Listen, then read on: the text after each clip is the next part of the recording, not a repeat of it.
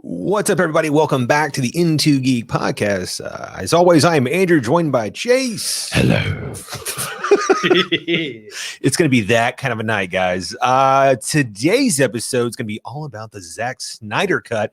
4 hours is a long time, so we needed an entire podcast episode dedicated to just get out all of our feelings, all of our gripes, all of our love maybe for it. But before we can do any of that, we got to do this.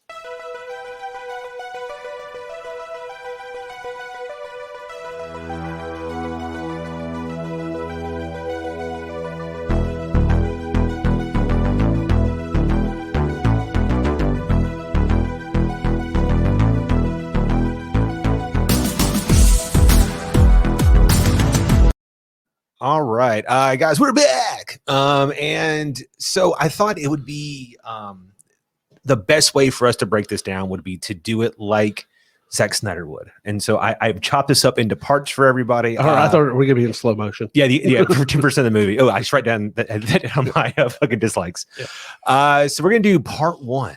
Why did you say that name? Find him. Save Martha.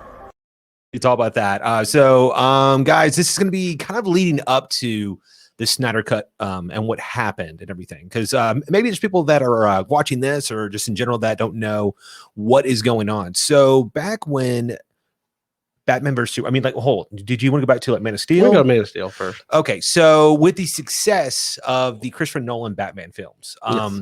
Which is a video that I have wanted to do for a long time, which is I kind of blame Christopher Nolan for the future failings of the DCEU. His movies were so good. They were so dark and edgy, though, that Warner Brothers was like, wow, people really like this. We should make all of our superheroes dark and edgy. So they decided to reboot Superman after the failings of Superman Returns. Well, I think also it's not just dark. It's like they're trying to put the DC universe in the real world. Yeah. Like the Marvel universe is not the real world. Okay. Like there is no Tony Stark. But what's funny, but like it's the way they handle stuff. It's not literally like if that really happened, this earth we live in would handle it totally different. But what's funny is that it would end up being that Marvel felt more real though. Because like there's more repercussions, there's more fallout, there's more things. No repercussions. The entire Civil War thing happened. There's a whole thing for that. No. But like Man of Steel, nobody got arrested. All the Avengers should be in jail. Man of Steel comes out, and it's got Zak Snyder's dark edge on it. It's got slow motion. It's got uber violence. It's got nonsensical plots. The thing is, that's like we had Superman Returns, and what were people's complaints about it? They were saying not enough action, not enough violence. Okay, the story was the exact same. I think it's Superman 1. These movies are polarizing in a way that Marvel's are not. I think Marvel's more often than not, your average person likes it. They can sit down and watch and be like, he was fine or whatever. I don't know if that's like a good thing or a bad thing. That's what I'm saying, right? So, But with these, it's like there's a clear line in the sand. Either you like it or you don't like it, And so there's a lot of fallout from classic fans of Superman that thought it was too violent. It was just destruction porn. It was just like two action figures flying in the air, punching each other. That's why I liked it. Yeah. So he liked it. I didn't like it. So then moving in, but it was successful. It was. And this was a green light to go and try to copy Marvel. And at this point, Marvel had already had, I think, like 4 years or 5 years or whatever, putting in movies and work and everything. And so Warner Brothers just wanted to immediately jump into that. So they decided, as opposed to doing a new Batman film, they would just do Batman v Superman. And I think Suicide Squad had also already come out, right? No, it had not. So it was coming out like in August or something. So this was like a really, really big storyline from the comics. Everybody was very excited, and it fell on its face. Okay, critically, people say the people don't like as much. Yeah, it made money. It made money. It was like $800 million, which is a lot. So it made money, but because it was so critically hated in terms of just its tone, honestly, is so dire, it's so serious the entire time. I don't mind it. I think I enjoy the film. There is one thing about the movie. Line in the sand. There is one thing about the movie I do not like, or there's two things in the movie I don't like. I don't like their interpretation of Lex Luthor. I don't think awful. What's his name did a good. I don't think he was just a good casting choice. They were trying to make the dude who runs Facebook into Lex Luthor. Would have been a great Riddler. I don't even think he would have done that. I don't know. But and then the other thing, it's like, I mean, I thought the fight scenes with Batman vs Superman were great and everything, and then it's just like Martha, and that was stupid. Yes, It was. I mean, that took like an ending can take you out of the movie, and that really just takes you out. So what happens here is Suicide Squad comes out afterwards, and everybody's like, Guardians of the Galaxy excited at this point has really blown up, and they're like, yo, let's edit it. And so the trailer makes it look like Guardians of the Galaxy, and so as folks go see it, and it's awful. It's awful. It's a terrible cut by Ayers. All right, come on. Okay, that dude's not a good director. He's not. But then the fallout is beginning at Warner Brothers, where they're like, man, like Zak Snyder comes to them. He's got like a 3.5 hour movie or longer. It's supposed to be like, I think he's supposed to do 2 movies. Like he's like almost going to shoot them back to back or something. So his plan originally was that, but they were like, oh, well, like, you know, it's just one film or whatever. And so he gets it. And so they're in post production. Yeah. And they're like, what the fuck are we gonna do with this movie?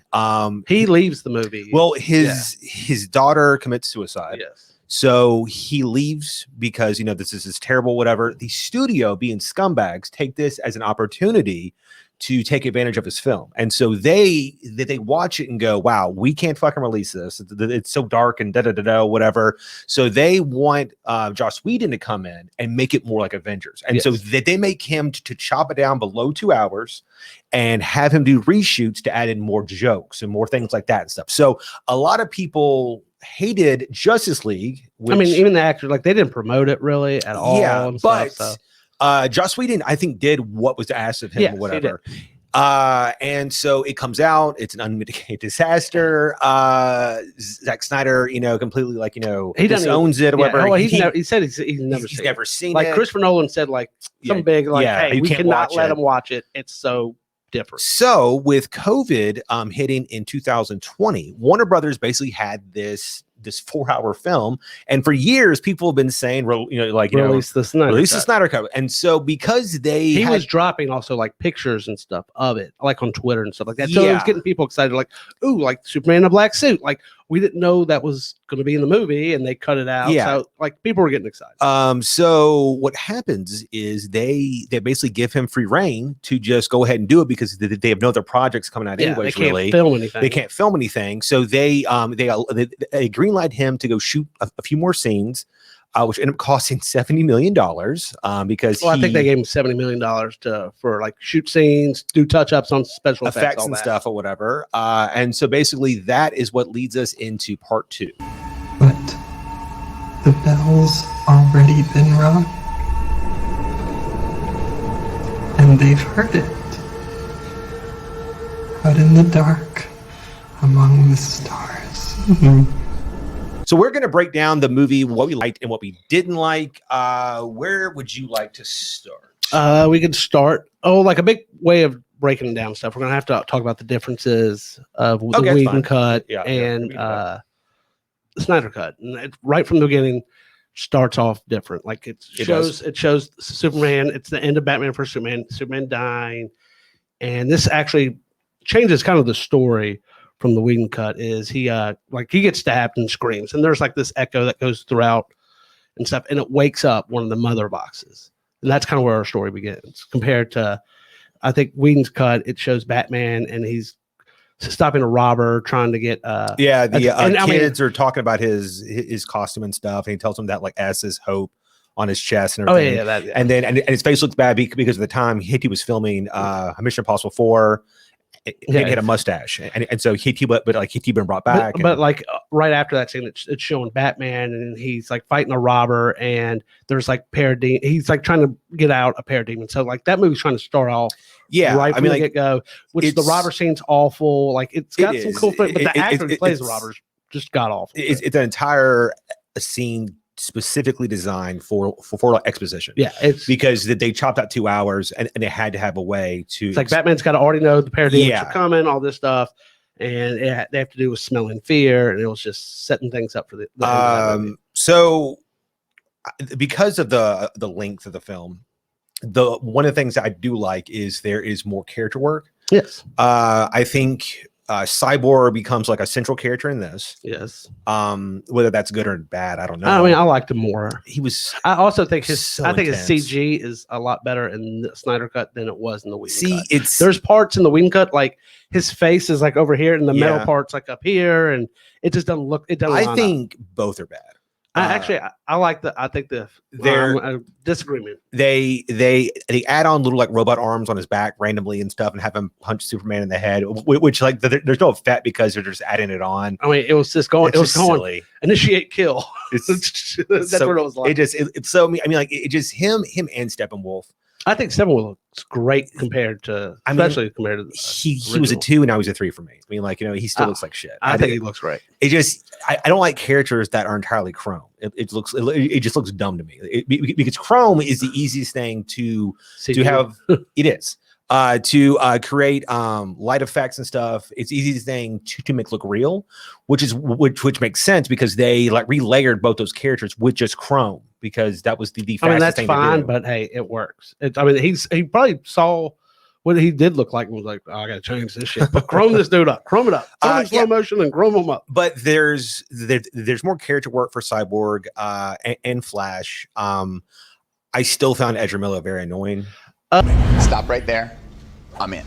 So he felt a little bit more acceptable in a longer format because you get used to him. Yeah. But his jokes are not funny. And I'm glad that they cut out the entire fucking brunch scene, which was like awful. That's Joss Whedon cut. The only thing I wish they would have kept in is the Pet Cemetery line. I thought that was actually funny. It's funny. Yeah. I think it's funny. It works. And I mean, they cut that because Whedon did that. That was not really almost the only thing I'm taking from the Whedon cut that I wish was that joke. And when Aquaman sits on the lasso. Yeah, that's not bad. That's actually pretty good. Yeah.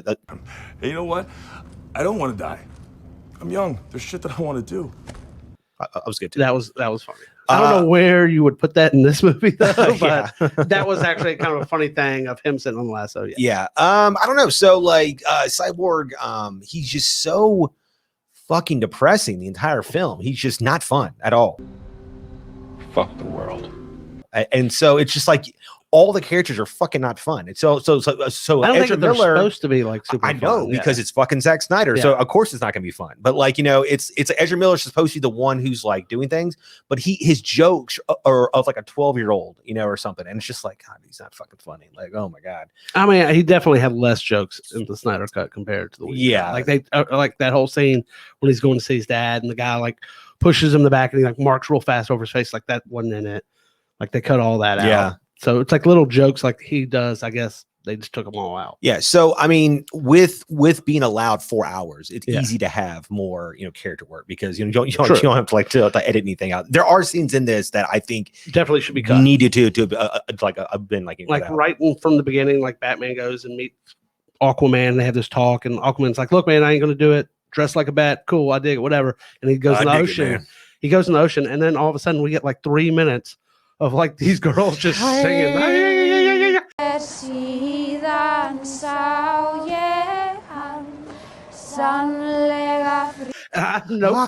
comes and saves the I have no clue. I was like, the first time I watched it, like I said, I was like, this should be cut. Why is this in the movie? It's so bad. That's it's annoying. It's I think that there is a really good 3-hour movie here. But he just was like, I'm not cutting anything. There you go. He's like, they want the Snyder cut. They're good. They're good.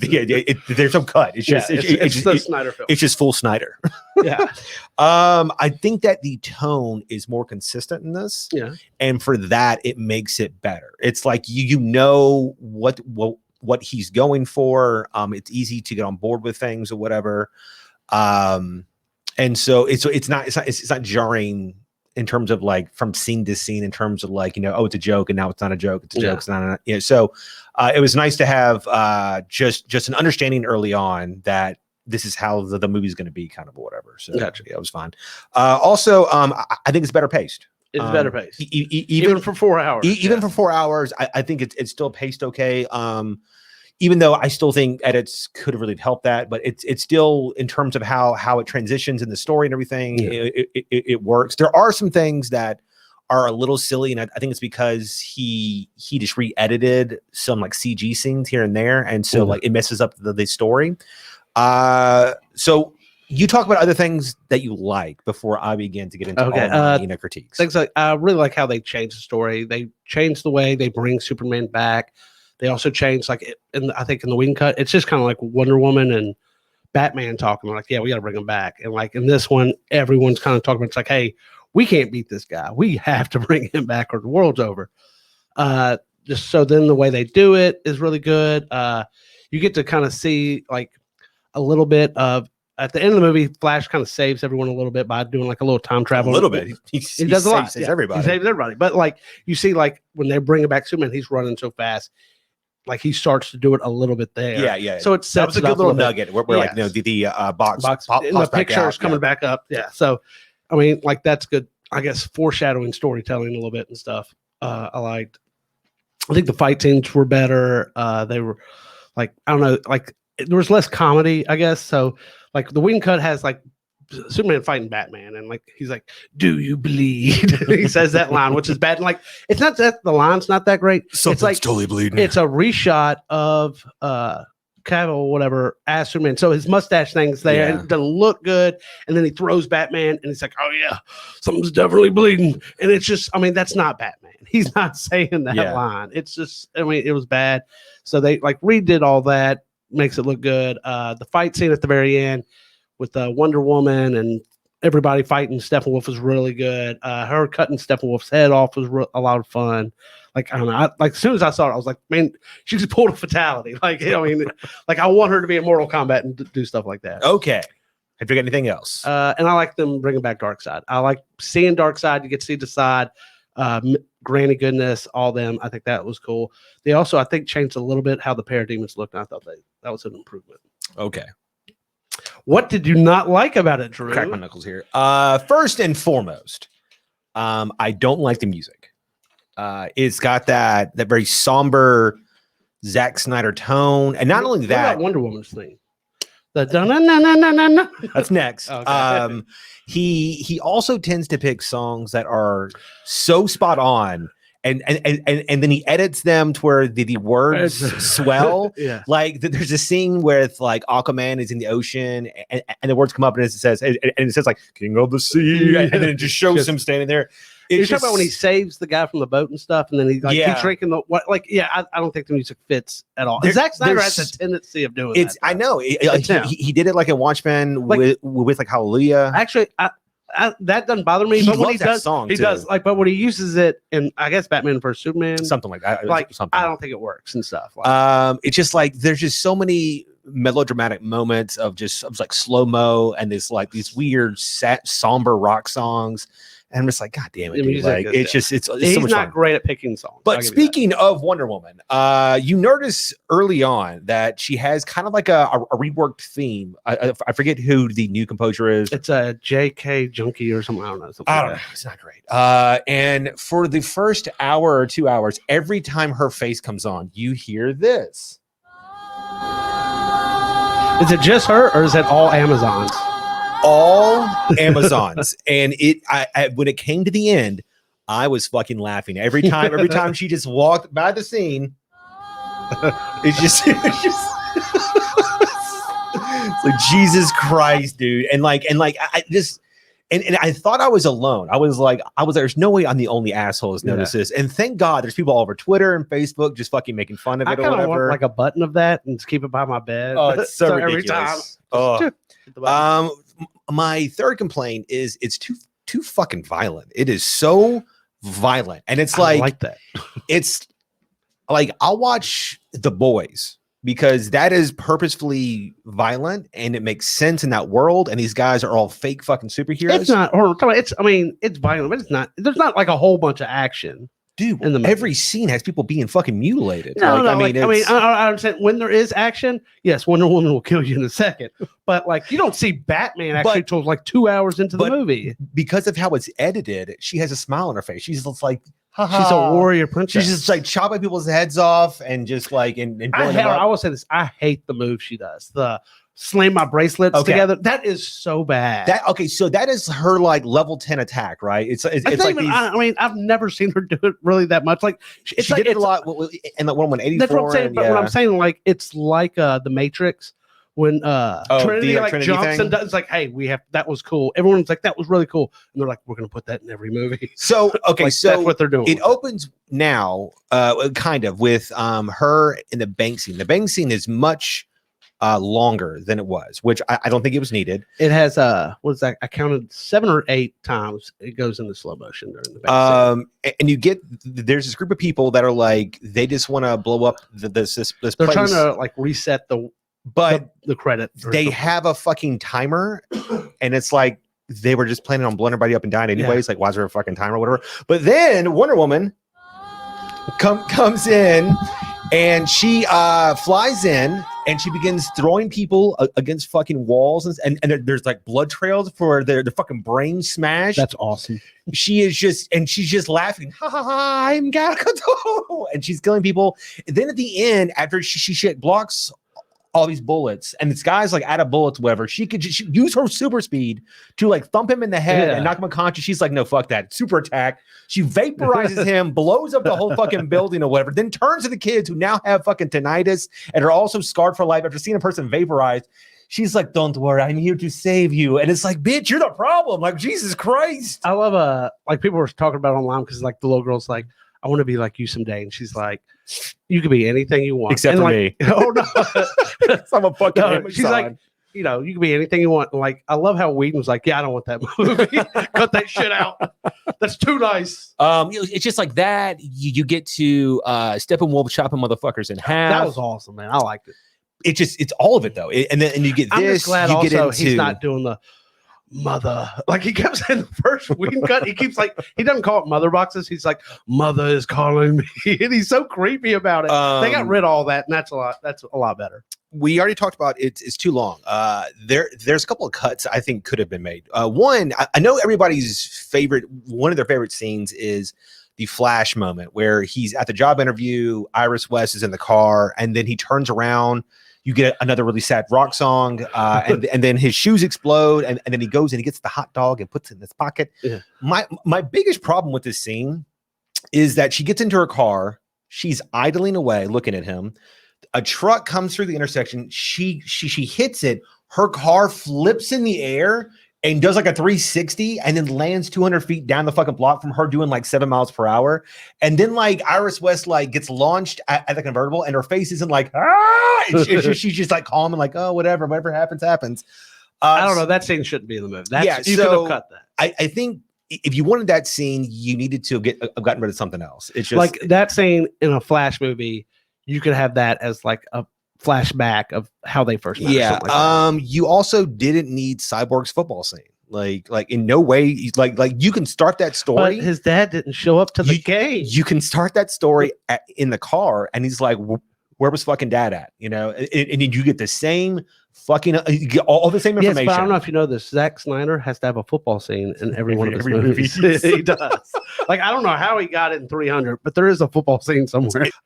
Yeah. So I think that there were some scenes that could have been cut. The Martian Manhunter scenes, all of them were fucking terrible. I don't like any of them. I don't mind them. Like it's funny because they had the scene with Martha and Lois Lane, and they're like talking. I was like, well, they could cut this stuff. And then Martian Manhunter came out, like, and I'm like, okay, now I see why you kept it in. What's funny is that if he doesn't show up, cut that fucking scene. You're the only person who feels that way.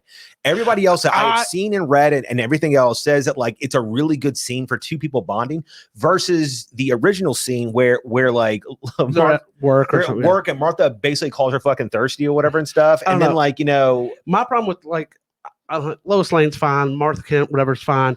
It's a Superman, Batman, whatever movie. Even in a Superman movie, I want like Lois Lane should have like 6 minutes in the movie. Nobody fucking goes see Superman movie or any Justice League to watch Lois Lane.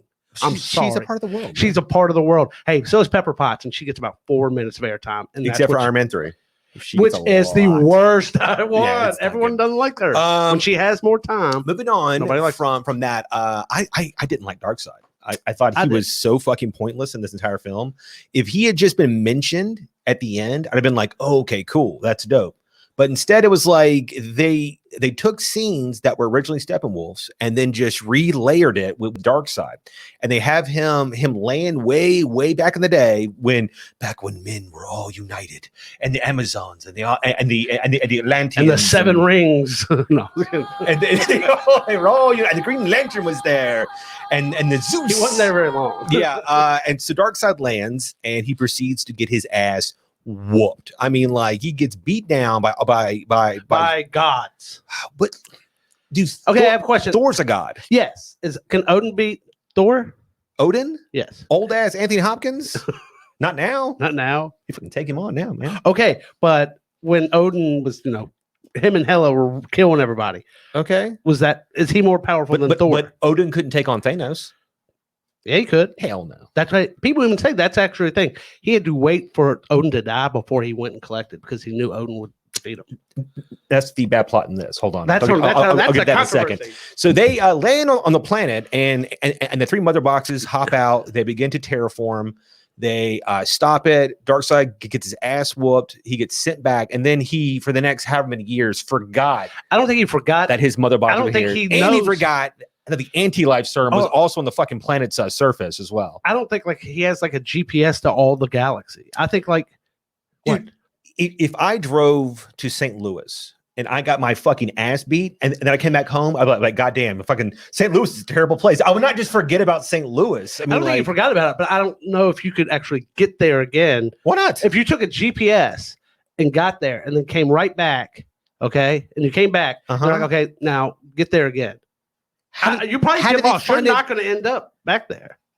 I mean, like, you could figure it out in the star system. Yes, and they went from world to world and conquered a whole bunch, looking back for this world. What? No. Yeah, because eventually it gets found by Steppenwolf. Because what happens? What? Because Superman.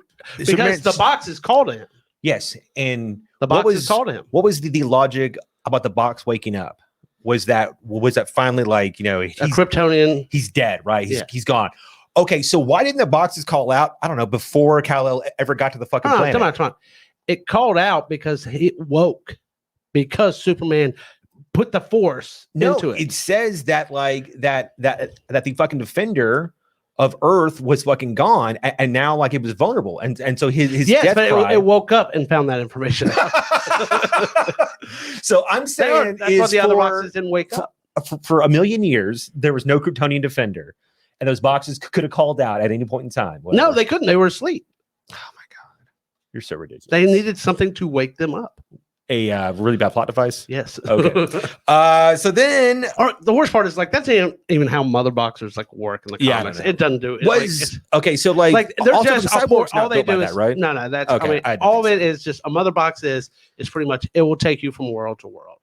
Mostly that's their big function. You can go from what is it, Apocalypse to Earth. Open to portal, boom. It's called a boom tube.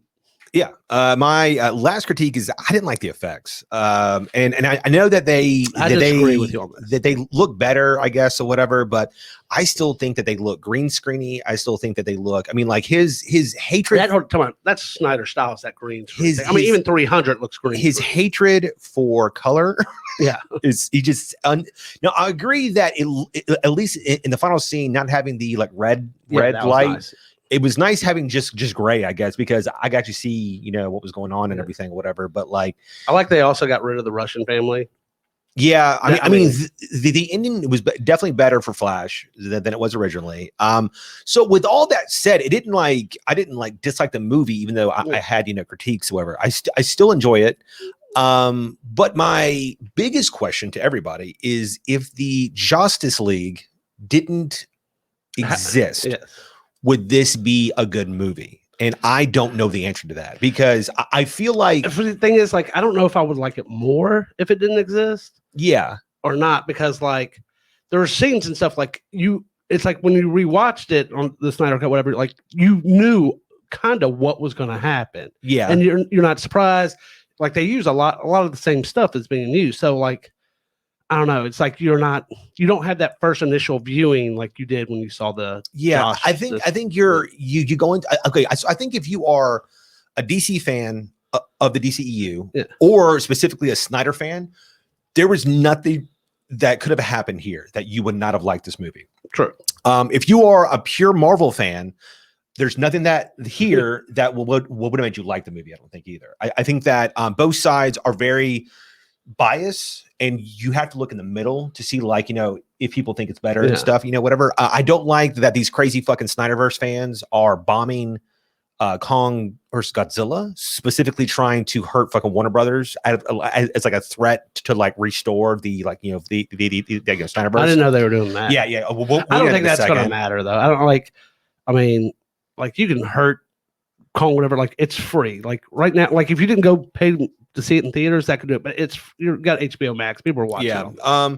So I mean, like, there's just certain effects. I don't know why Flash's energy is blue and not yellow. Like that just annoys me. I would like it to be bolts of yellow. I'm glad only once in the movie he runs like this. Like in the Whedon cut, he's loving that. I don't know why he runs like that. I don't know why he didn't talk to me, because like no track stars run like that. So it's not like he went and did some fucking homework. Nobody runs as fast as he does. It's so silly, man. I don't get it at all.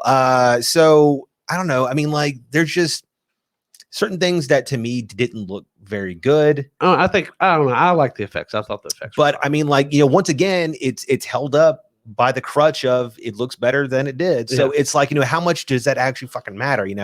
Also, any director who gets to go back and redo a movie and they get 2 hours extra, I think can make it like a better movie. I don't think that's true. I think if you took Ridley Scott and you were like, hey, you get to make fucking Prometheus exactly how you fucking wanted to, it would be a really good movie, because there's a lot of stuff in the screenplay that got chopped out that explains all the goddamn plot holes in the movie or whatever. And it was there. He just couldn't put it in or whatever. I agree, but I definitely think, and we're going to probably talk about this movie later on, there's movies that you can give them like, hey, you know what? We'll give you $100 million. Go shoot some more scenes, and they cannot fix the movie. Roadhouse. No, that movie's it's already perfect, baby. It's already perfect. So let's move on to part 3, which is. Can I help you? I'm sure you know Darkseid is not finished with Earth. The anti-life equation is here somewhere. And we have to find it before he does. There's a war coming. And I'm here to help. So you think that Snyder you got Aquaman 2? No, I think it's Aquaman 2, Shazam. I think they got maybe a Batgirl. They got a bunch of stuff in the works. Yeah. They might do like team up movies where they'll do like, Cyborg's obviously not going to be in it anymore. Like, he's out. You know what? And now I understand why he was so mad at fucking. Oh yeah, because he had such a big role. Yeah, and then it got chopped down to nothing because they had issues on the production together or whatever. Yeah, and so I mean, like, I think I might put out like some like fucking dirty tweets too if if my fucking career got fucked over because of it. Fuck the world. But like, I mean, I think they're just going to do solo movies and stuff. You think so? Okay, so I mean, their last two, like, I know Shazam made a good amount of money. What we'll call Aquaman made like $1 billion. So, and then you also got like the extra side stuff of Shazam, or not Shazam, like the Batman coming out. Yeah. So like they announced, I think that they want Robert Pattinson to be the only Batman going forward, in their universe. So actually, in the Snyder Cut, like, there's a scene where you see Lois is pregnant. Well, it's not. It's supposed to hint that she's pregnant, and supposedly she was going to be pregnant. Yes. And the whole idea is the next, or I don't know if it's going to be Justice League 2 or 3 or whatever like that, but Batman was going to train their son to become the next Batman. Yeah, and it said she dies, and that's what drives him insane, kind of. Or of course, Ben Affleck quit. But so it's not really. I mean, like, you had to have like pretty good ears for it, because it's when they're at the farmhouse, and he says like congratulations to him or something or whatever, and like, it's like very subtle. Quick. Yeah. So with all this, I mean, there's also she pulls the drawer to see the pregnancy. That is true also, but I mean, like, it's next to like something else though as well. Yeah, it's supposed to be like, oh yeah. Which, by the way, Warner Brothers never have Superman have a kid. Oh, okay. You did it in Superman Returns, and it was the worst. You always started doing it. Like, I don't want a Snyder Cut. Keep going. Superboy. No, I do not want a Superboy. I do not want a Superboy. Do Supergirl, fine. That's fine. I like Superboy. But as long as it's the one I do not want to see a 6-year-old grabbing stuff and throwing it, and like, no, I'm saying an actual teenager. I don't even want to see that. If you want to bring Superboy, have him in for one movie, and then like have it where Lois doesn't die, Superboy dies, and that causes Man of Steel whatever to go nuts. I don't know. So the Snyder Cut or whatever fans are basically review bombing Warner Brothers on purpose, and it also annoys me because there's all these campaigns to just give it 10 stars from people who like haven't even seen it. So it's like they're just Uber reviewing it because they think that they'll look at the like IMDb score I think or something. Right now it's like 150 or something like that. Yeah, but top 250 IMDb. But it's fake. It's not a real score. It's like, so it's annoying because as opposed to it being able to stand on its own merit, it's being pushed by fans in this false narrative. True. I mean, true, but I mean, they want, I guess, they think Snyder got dirty. They think Cyborg's getting treated dirty. I mean, in a way, it is a justice. I don't know. Such a spoiled fucking brat thing. It's like, yeah. It's like who's got the time to retweet and do all this stuff? They've been crying about the Snyder Cut release for like 2 years, 3 years, whatever. They gave it to him, and they're like, now we want more. So they're the person who just keeps blackmailing you. Like, God damn it, leave us fucking alone, man. We fucking gave it to you. Yeah. So I don't know. So it's like, I think if you do the Flash movie. Which honestly, I don't want to do the Flash movie, especially not I'm just saying, if you do the Flashpoint Paradox, don't do it. You could actually reset everything, and then let Snyder actually do it. Say, if anything, if I was going to do, I was like, I'd go Snyder, keep going, just keep doing your universe. Yeah, make it darker if you can, darker, and then just turn them into the turn out the lights if you can. And then just have it in a way where like you have. Robert Pattinson's Batman. Yeah. And then, like you introduce Superman in that universe. And then you find out that the Snyderverse is like actually like the Dark Justice League. And then you can combine the universes. That's how you do it. You have the anti-Justice League, whatever. So as opposed to doing what Marvel did, which is just build a whole big universe together, they're going to have 2 universes and then 10 universes and bring in the TV universe, and you have one gigantic in-game movie. Like you can have like Superman, the Dark Superman, Batman, Ben Affleck, and Cavill, and then you bring in Robert Pattinson, and he's just by himself, and you bring in Portals, and let all the TV crews bring in dude who played Arrow. He comes back too. Yeah, I don't know. So I it's weird to think how they go from here, because now anything that comes out afterwards, people are gonna be like, oh, this isn't as good. This is. I mean, it was gonna be interesting. We did a review or the trailer for Suicide Squad. React. I'm curious how that's gonna. I mean. If that makes a bunch of money, I don't know, man. But I think it is a solid film. It's worth watching. I think if you're a fan, the 4 hours does not matter. Yeah. If you're that's the thing, is that like I could sit my wife down in front of the 2 hour cut and she could watch it and either say, it was bad or good or whatever. There's no way in hell she's ever going to watch the like 4 hour cut because it's so fucking long. It's such a fan film. It's for the fans. It's a nice gesture. It is. Yeah. But I think it's fine. It's so like, basically I think my original one, it was like a 4 or something or whatever, maybe a 5. This one's like a 6.5. Yeah, that's right. I had 6.5, 7 maybe. Yeah. So it's still not a perfect film. Did you like the epilogue they had where it shows the future and the Joker? And it just felt tacked on. All of it did. A little bit. It was like Lord of the Rings. It was like Lord of the Rings. Yeah. There was the original scene that was going to be, which is where Lex tells Deathstroke that Batman is like Bruce Wayne. Then you get the Martian Manhunter scene. Then you get another fucking scene, which is in the future, where you've got now. Actually, all right, that scene's before the Martian. Oh, you're right. I'm sorry. Yeah, it was that scene into that scene. I'm sorry. Yeah. Whereas you get Mira, who is now British for some reason in this version, and who's not going to be in Aquaman. Yeah, she's not going to be in it. And what's funny was that like she even tweeted out about it. She's like, it's good to see people liking Mira. It's like, bitch, you're not going to be Mira going forward. What are you talking about? But yeah, so in this, I think that Joss Whedon wanted her to be American in the Justice League or whatever, which held over because Aquaman, she's also has like a normal accent or whatever. But in this, she's like, crikey, what we gonna do? This is awful. And then from Willem Dafoe's hair super long for some reason. It's like super weird. I don't know, because like Willem Dafoe. Yeah, he's like his trainer and stuff or whatever. So all that's weird, but like it's got Deathstroke and Joker have teamed up with Batman and Flash and Cyborg and like Mira or whatever, and you get like this like super intense scene with Joker, and he's not a good Joker. He's not a good Joker.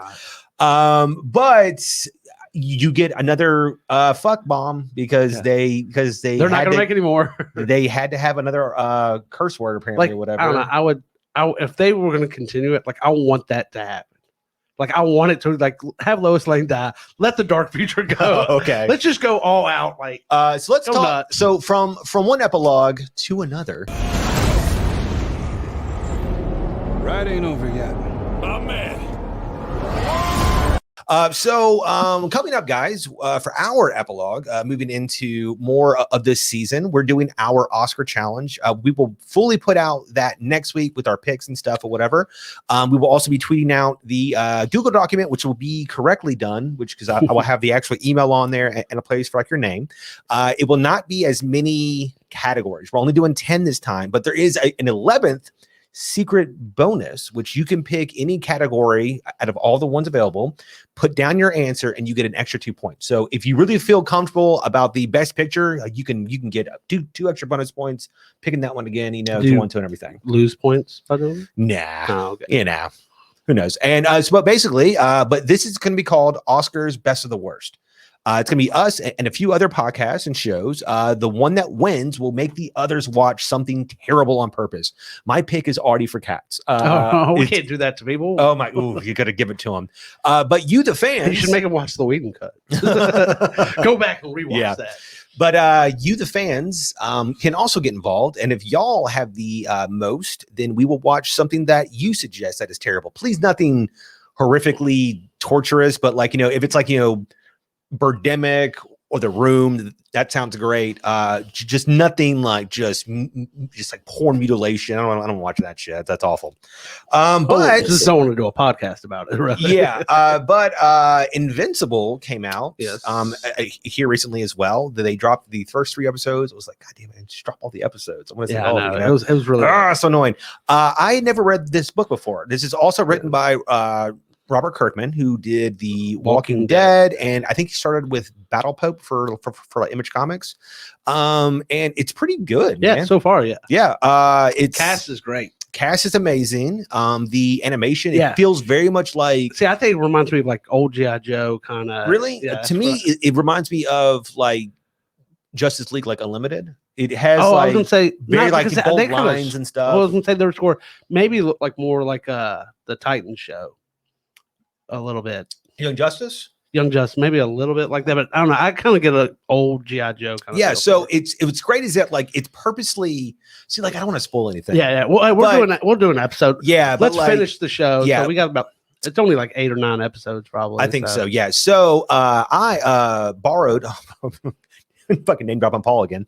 Paul owns the 2 first like omnibuses. So like he's got like the first one's like 46 issues, the next one's like also like 46 issues or something. So I've read the first 20 issues because I got so antsy. I was like, dude, like I have to know like what. So what is the omni like? Do I, you read the comic to? Yes, I'm saying yeah. So it's not called Invincible or no. Oh. So the word omnibus is just like a huge Bible like book. So like like it's a graphic novel. It is, except it's called omnibus because it has more than like 6 issues. So like so it's got like it's huge. Yeah. And so but I read the first like 20 issues on that or whatever or something. It's pretty good. It's nowhere near as violent. I'll say that. It's weird. I was expecting crazy amounts of violence and cursing. I was like, oh, it's not that at all. I think they did The Boys, so they're like, hey, yeah, can you make it a little Boise? Yeah. I will say that I think I liked the show better, but the comic's still good. And so a lot of folks have said that the Invincible comic is one of the best ones ever written. It was on the like New York Times bestseller a bunch and stuff, whatever. So I'm excited to keep reading it and everything. I like the whole world. I love the like demon. Fucking detective is great. It's also voiced by like Clancy Brown. Who is also great. You wanted to bring something up. I have actually 2 questions real quick for you. First question is, okay, so they did the Snyder cut. Do you want there to be a David Ayer cut of Suicide Squad? In no world do I want David Ayer's anything, especially Suicide Squad, because there's nothing. You don't want the Blade 3 cut? That has more Blade in it, actually. Because like there's no way to make that movie good. No, it's not. There's like not. It's so bad, and the ending and everything. You can watch the first Justice League and be like, wow, it looks like things are chopped up, you know. Yeah. And so him just adding those scenes back, it works. There's nothing in that like because you can't change all the it's supposed to be plots, more all the Joker, terrible and guess what? The actings. Joker is one of the worst things about the movie. Yeah, so I mean, like, I'm good. I mean, I don't Okay, and speaking of other cuts of movies, okay, there's now rumored there's an R-rated version of Mrs. Doubtfire. yeah, what would that even entail? I don't know, but would you like to see? I guess the Robin Williams. Yes, cut or don't even, that would be. Just give it to me. I don't want to ask for Like it. have that on HBO Max. Sign me up. I want to see the R-rated version where him and that really sad old bus driver end up banging each other because they have nobody in the world. I feel bad for that guy because he just he really liked her for her, and like, you know, he didn't care about her legs being hairy and stuff, and he didn't care about her being kind of managed. She was just really lonely. And what are you talking about? So like Robin Williams, whenever he like leaves the house, he like takes the bus home. I gotcha, yeah. And the bus driver's just old and lonely also. So I just imagine a world where, like, you know, he like, but how sad is it if he actually met that bus driver out in the world and he's just like, oh my God, I was in love with this fucking transvestite, you know, fucking grandma or whatever. This is fucking crazy.